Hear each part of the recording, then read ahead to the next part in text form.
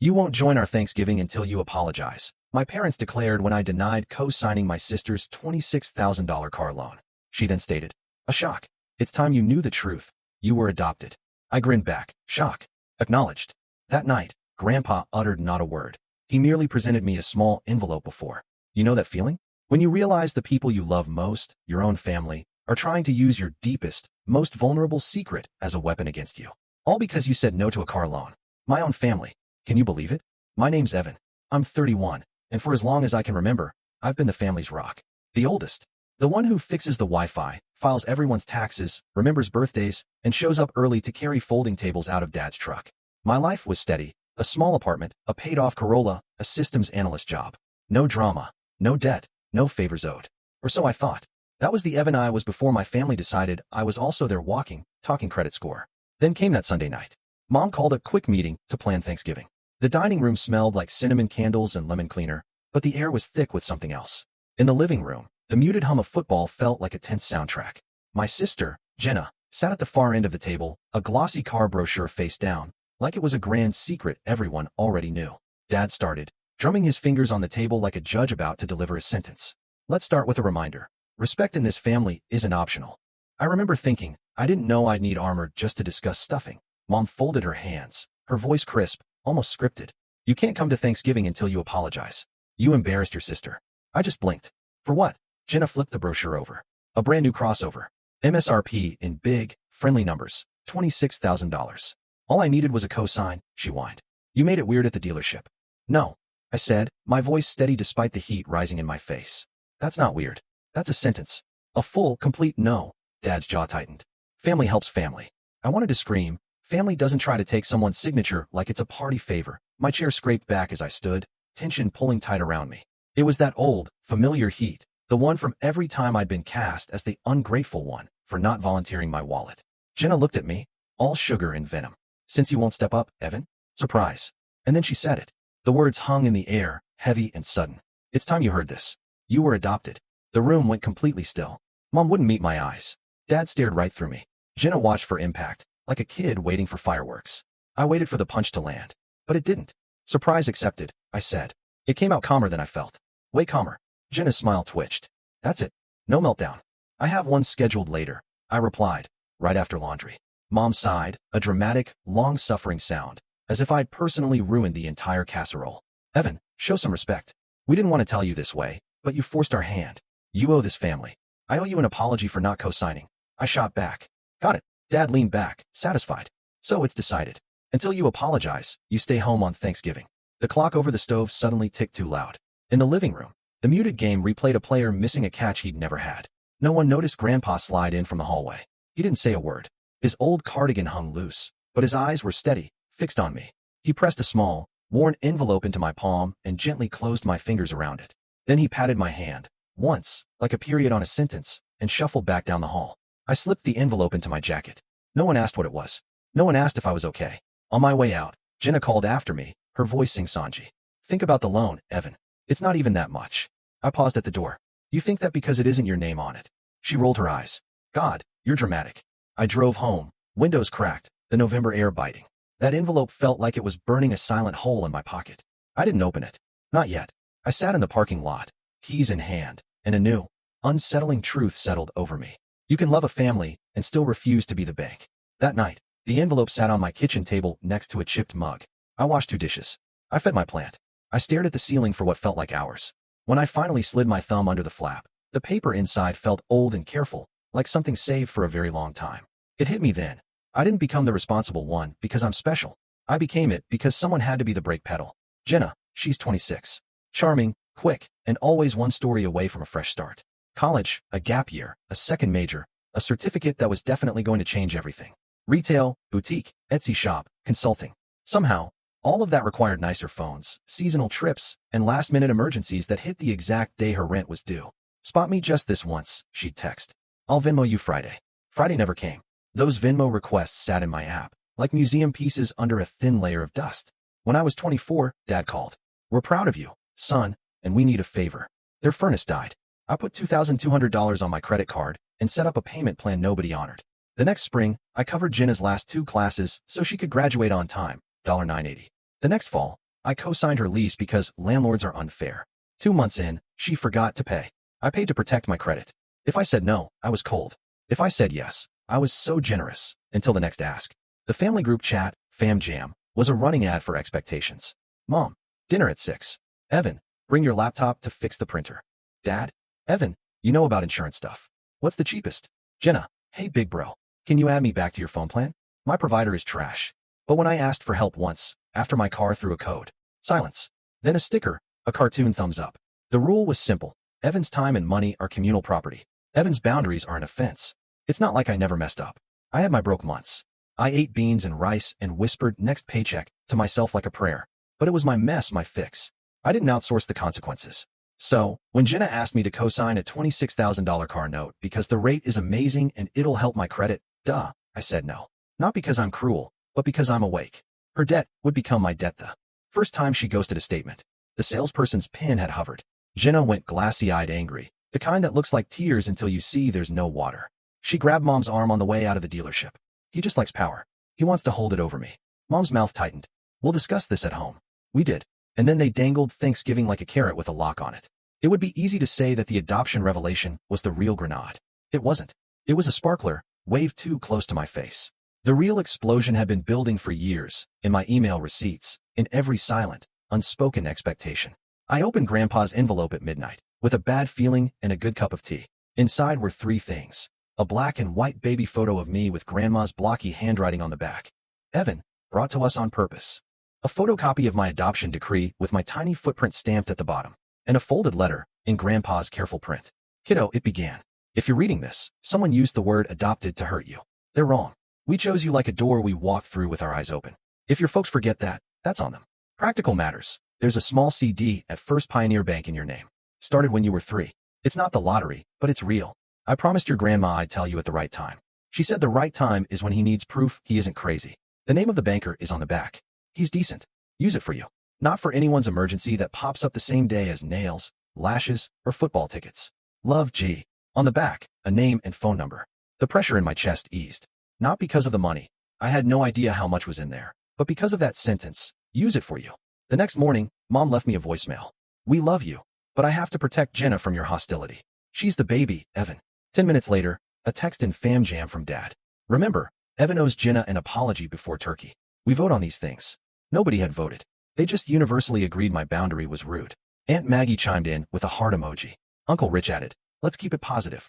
Jenna sent a meme, a turkey holding a sign that said, no jerks allowed. I typed and deleted 15 responses.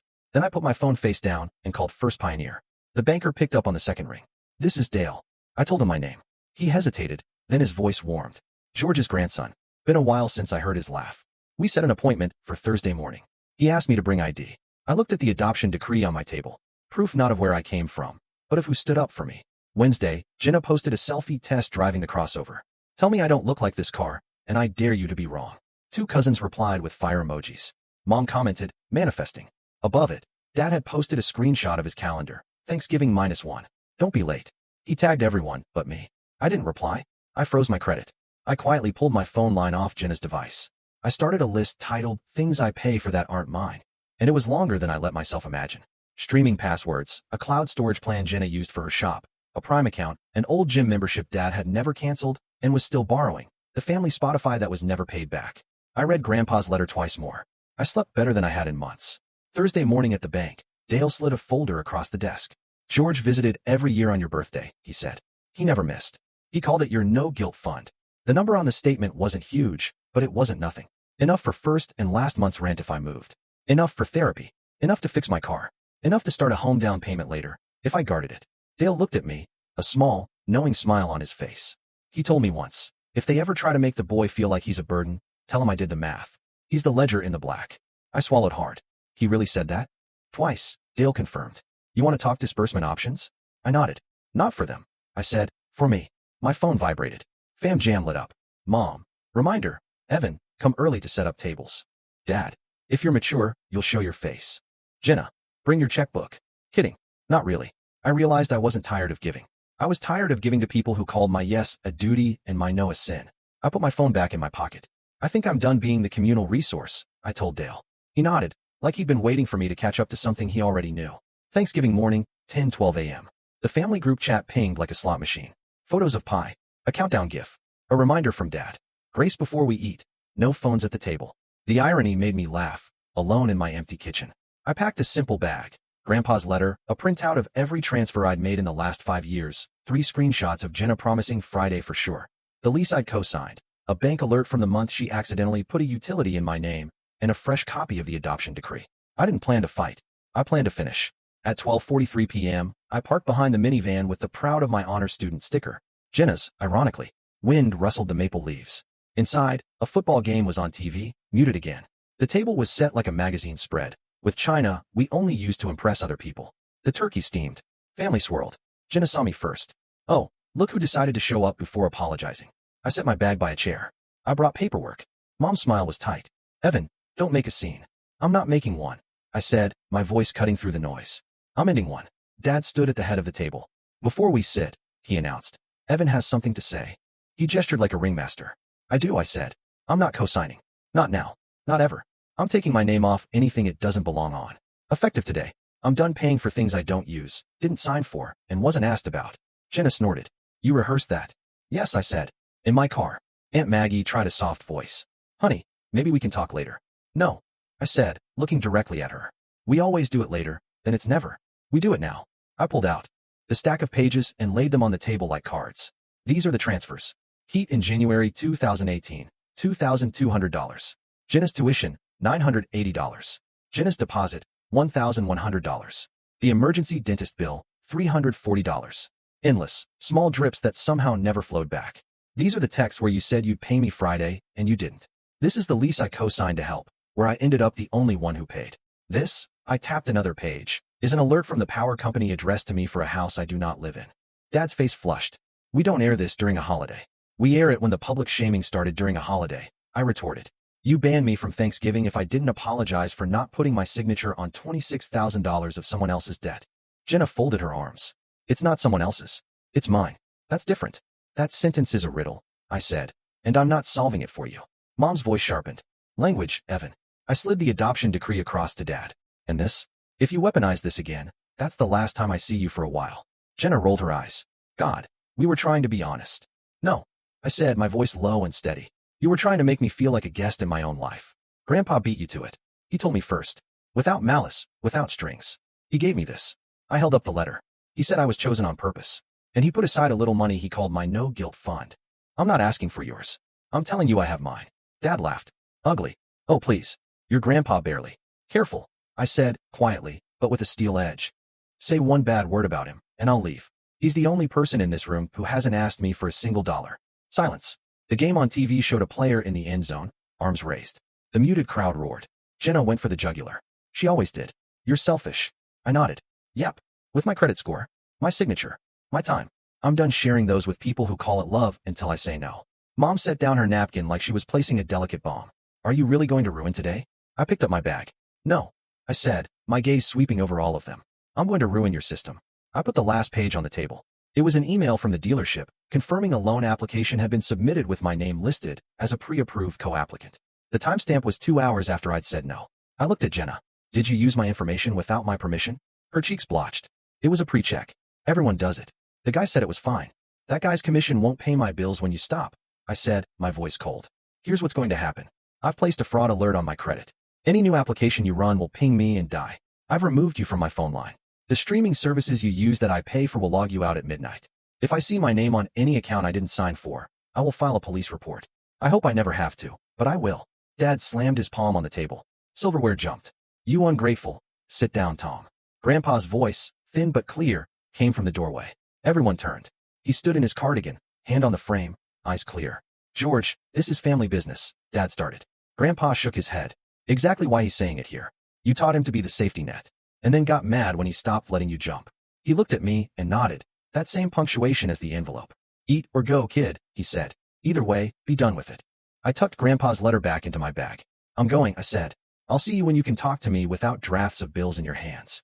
Jenna scowled. Don't expect rides when your little Corolla dies. I won't, I said. I'll expect Uber. I left before anyone could say, we can talk about this later. Because later was where my boundaries went to disappear. You know that quiet you hear after a loud room goes completely still? That followed me into the parking lot, into my car, into the first deep breath I'd taken in months. At 3:07 p.m., my phone shook itself awake. 38 texts. Mom, you made a fool of us. Dad, act like a man. Jenna, so you're actually locking me out of Spotify on a holiday? Aunt Maggie, love you both. Let's calm down. Uncle Rich, buddy, no need to be dramatic. I didn't reply. I drove to the river and watched late leaves spin in the eddies, trying to understand how relief could sit next to grief without either moving over. At 6:22 p.m., Grandpa called. Come by, he said. Pi left. I brought him coffee. He brought out a small fireproof box. Inside were more of Grandma's solid little truths, photos, a recipe card in her loopy hand, and a safety deposit key with a scrap of paper taped to it, for when he learns tea. Grandpa pressed it into my palm. You did good, he said. I feel like I dropped a plate that was really just a mirror, I said.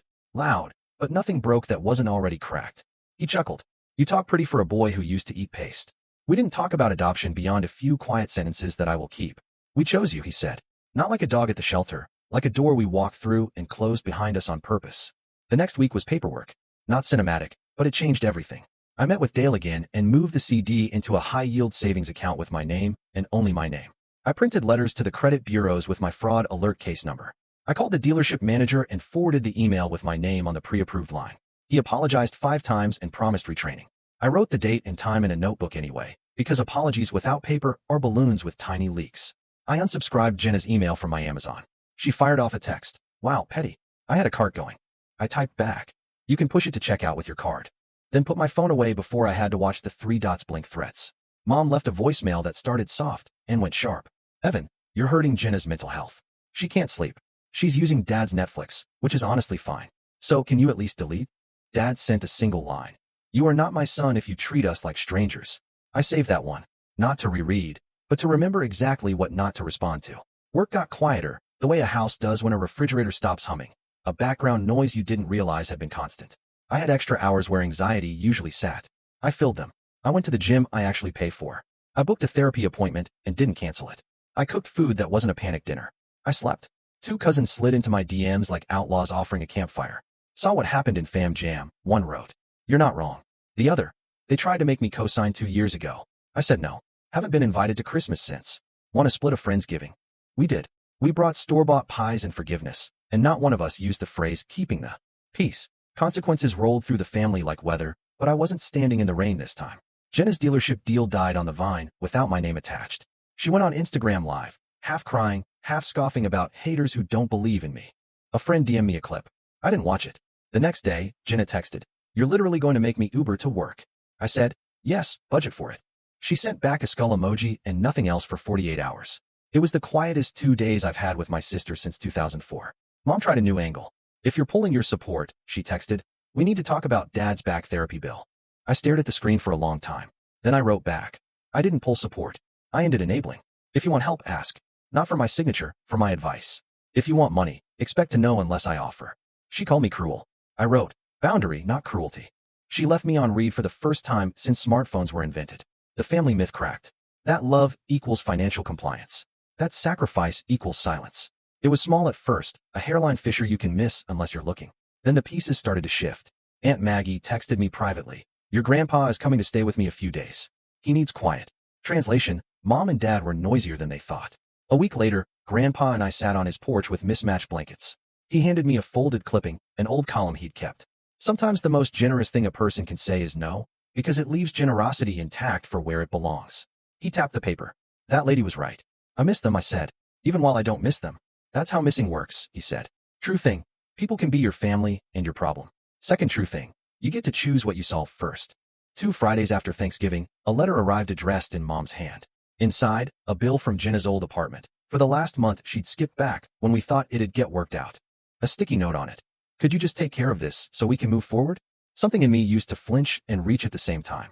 This time, I folded the bill back into the envelope with Grandpa's steady patience and wrote a short reply on the sticky. No. Moving forward is you handling this. I dropped it in the mailbox. I did not add a heart. Sunday afternoon, I got a text from a number I didn't recognize. Hi, I'm Dale's wife. He doesn't usually share client things, but I had to say, your grandpa talked about you like the sun. I sat on my couch and let that land. It hit deeper than any apology I didn't get. There were small payoffs I didn't expect. The friend I kept canceling on because of family things. We grabbed coffee and didn't mention my mother once. The anxiety headache that lived behind my eyes like a roommate moved out. My apartment looked bigger without the clutter of borrowed guilt. It wasn't perfect. I still woke up some nights rehearsing arguments I would never have. I still wanted to send a baby photo to the group chat with "brought to us on purpose" scrolled across it, daring anyone to disrespect the two people who loved me the longest without conditions. I didn't. Sometimes power is choosing not to send the message you know would land. Then a text buzzed from Jenna at 11:34 p.m. "Can I be honest?" It read. "Try it," I typed. "I didn't tell you about the adoption to hurt you," she wrote. I thought maybe you'd feel obligated." "Thank you for telling the truth," I wrote back. "That is exactly what hurting is." Three dots then. "Fine. I'm sorry. I should have asked for help, not demanded it." It wasn't an apology for the loan, for the dealership, for the pre-approval, for the years of casual theft of my time. But it was the first straight line she'd sent me in a decade without a hook hidden in the punctuation. "Thanks," I said. "Here's the deal going forward. Ask here. No. Survive. No. Build your own. Yes." She sent a single word I didn't expect. "Okay. Then will you teach me how to budget?" I stared at the screen. The part of me that wanted to fix opened its eyes and sighed, an old habit itching. I did not shut the door in Jenna's face. I put my hand on the doorknob and said, "I can show you what I do. I won't do it for you." "Deal. Deal," she wrote. It wasn't reconciliation. It was step 0. But that's where most good things start. 3 weeks after Thanksgiving, I met Dale in a quiet corner at the bank to sign one last form. He slid a sticky note toward me with a doodle of a little ladder. "George said you'd need one," he said, "to climb out of whatever hole anyone tried to put you in." I laughed. It didn't sound bitter anymore. On the way home, I stopped at Grandpa's. He was dozing in his chair with a blanket over his knees. I set a framed copy of Grandma's note, "brought to us on purpose," on his bookshelf and texted Aunt Maggie, installed front and center. At home, I wrote a message that wasn't for the group chat or a lawyer or a dealer or a banker. It was for me. I typed it into the Notes app and pinned it. I'm not a villain for saying no. I'm not a hero for saying yes. I'm a person with a life that costs time and money I'm allowed to keep. Later that night, an email landed from my manager. "I've been impressed with your focus lately. Want to lead a project next quarter?" I smiled. Boundaries don't just protect money. They hand you your attention back. Jenna sent me a screenshot of a budget spreadsheet with little green boxes where she'd met her targets for the week. "It's tiny," she wrote, "but it's mine." I sent a thumbs up. Not the sarcastic kind our dad liked to use. The genuine, small yes. Mom hasn't apologized. Dad hasn't either. Maybe they never will. Maybe the story they tell in their kitchen is that I changed. In a way, they're right. I did. I stopped equating love with access to my wallet, my password, my peace. Grandpa and I ate leftover pie on a Tuesday and watched a game with the sound on. When the team missed a catch they never had, he said, "Can't lose what wasn't yours." He looked over at me with that tiny grin. Same goes for guilt. I keep the envelope on my desk, not because of the money, but because of the sentence inside that saved me. "Use it for you. If you need a moral, here it is, plain, I won't be used." Not by fear of being left out of a holiday. Not by a sentence about blood and debt. Not by a surprise, said like a knife. I'll show up when there's kindness and truth on the table. I'll leave when there's a bill with my name on it that I didn't make. I'm adopted. I'm chosen. Both things can be true at the exact same time I say no. And this part matters most. The world didn't end when I drew a line. It got quiet. Then it got better. This whole experience taught me so much about love, money, and the absolute necessity of setting boundaries, even with family. I'm genuinely curious. Have you ever had to draw a hard line with someone you love, or in your own family? What happened? Tell me your stories in the comments below. I really want to hear them.